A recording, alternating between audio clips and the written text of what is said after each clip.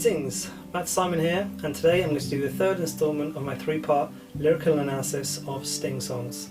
This one will be All This Time from the 1991 album The Soul Cages.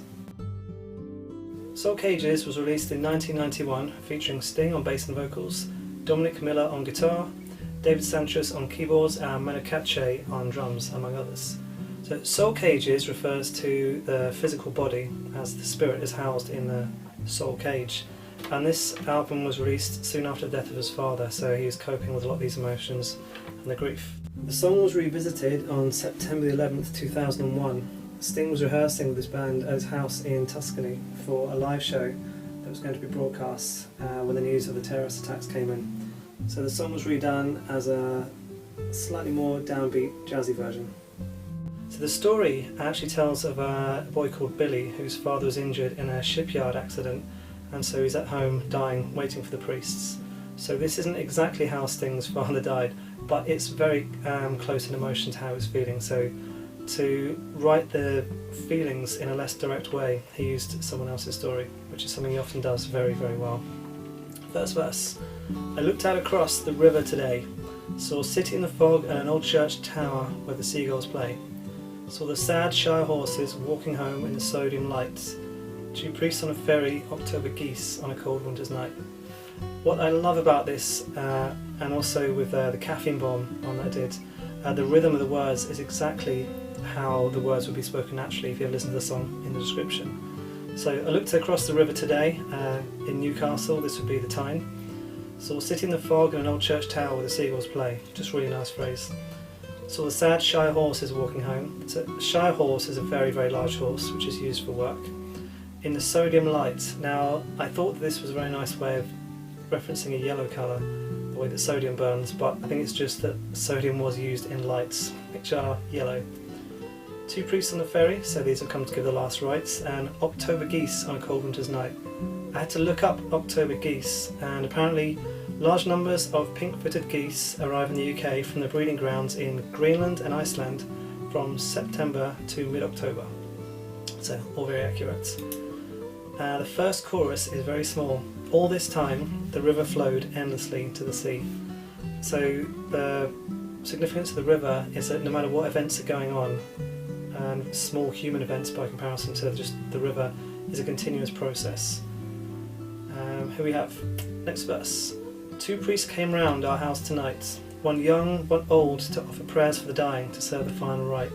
So, two priests, quite easy to see what's going on here. One more experienced than the other one. The final rite will be the last rites. One to learn, one to teach, which way the cold wind blows. So I think that's a really nice turn of phrase to express just the ways of the world.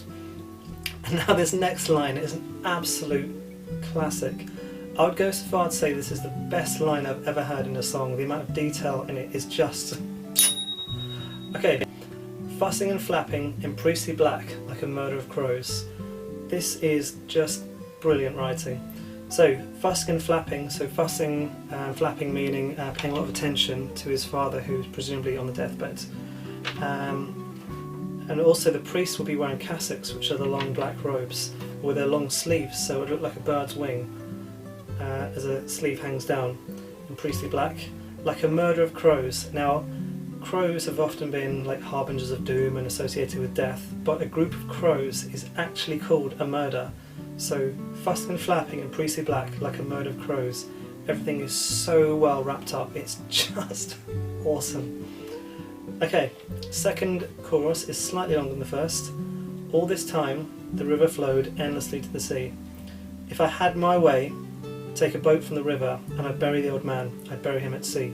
So what this means is the character whose father's dying is rejecting the Catholic rites and the religious rituals, and he would prefer to bury his dad at sea.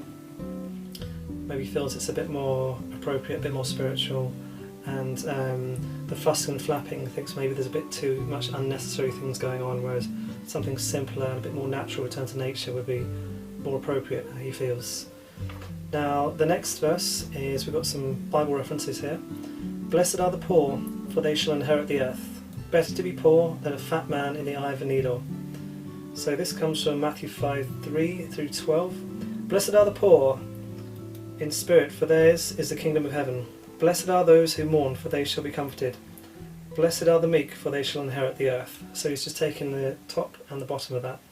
And then, as a reference to that, we have Matthew 19:24. Easier for a camel to pass through the eye of a needle than a rich man to enter the kingdom of God. As these words were spoken, I swear, I hear the old man laughing. What good is a used up world, and how could it be worth having? So there's a lot of cynicism and rejection of religion in this verse. So, because blessed are the poor, for they shall inherit the earth. He's questioning that, the value, the spiritual value of being poor, because surely it's better to be rich, right? Better to be poor than a fat man in the eye of the needle. So again, he's paraphrasing, saying, well, we're poor, but a fat man, like the camel trying to get through the needle, saying we might be poor, but at least we're going to get to heaven, although the rich fat man won't. As these words are spoken, I swear, I heard the old man laughing. So this would be after his father died. So someone read this out, possibly at a funeral, later on in the story, and the character feels that his father was laughing at that. What good is a used up world, and how could it be worth having? Again, very cynical, but then for someone who's dying or their father's dying and they're feeling quite a sense of loss, and the framework of religion which they'd have maybe grown up with is not providing the comfort which it did either initially or it never did. All this time the river flowed endlessly like a silent tear. Again, like I mentioned in the Shape of My Heart video, water is often used to represent emotion, so the river's flowing always, but like a silent tear, so the river's crying, he's obviously feeling very sad. All this time the river flowed. And this line is quite telling. Father, if Jesus exists, then how come he never lives here? I take this to mean someone who is questioning if God or Jesus is real, and saying, well, we hear a lot about this, but I've never seen them, and there's nothing wrong with this place, why was they never here? So feeling very much abandoned by religion and stepping away from it. The next verse we have, teachers told us the Romans built this place. They built a wall and a temple and an edge of the empire garrisoned town. They lived and they died, they prayed to their gods, but the stone gods did not make a sound.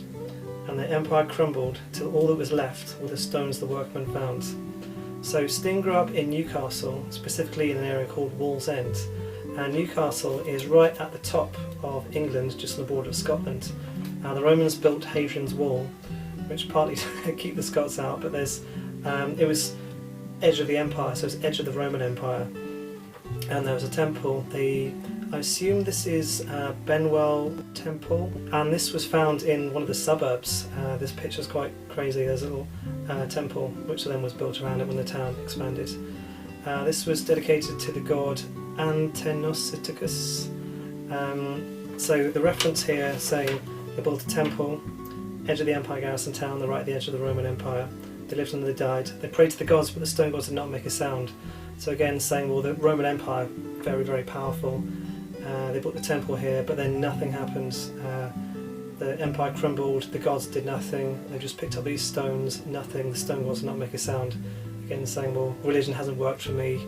The religion couldn't save the Roman Empire. So he's really much stepping back from religion and really questioning things there. All this time, final chorus, the river flowed in the falling light of a northern sun. Again, northern because Newcastle is right near the top of the country. If I had my way, I'd take a boat from the river. Men go crazy in congregations, they only get better one by one. This is a very astute piece of social observation. Men go crazy in congregations, but then they're much better behaved individually. Also, this is a final dig at religion, because in a church, obviously the people there is going to be called a congregation. So saying men go crazy in congregations, perhaps he's saying that people are not in their right mind if they're following religion.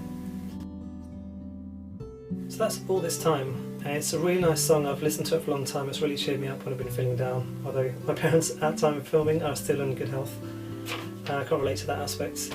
What Sting does very well, like he does in this song, is juxtaposes a very sad subject matter with a very upbeat melody, which is quite cleverly done, and something that you could possibly think about doing in your own songwriting, just to add a little twist to things.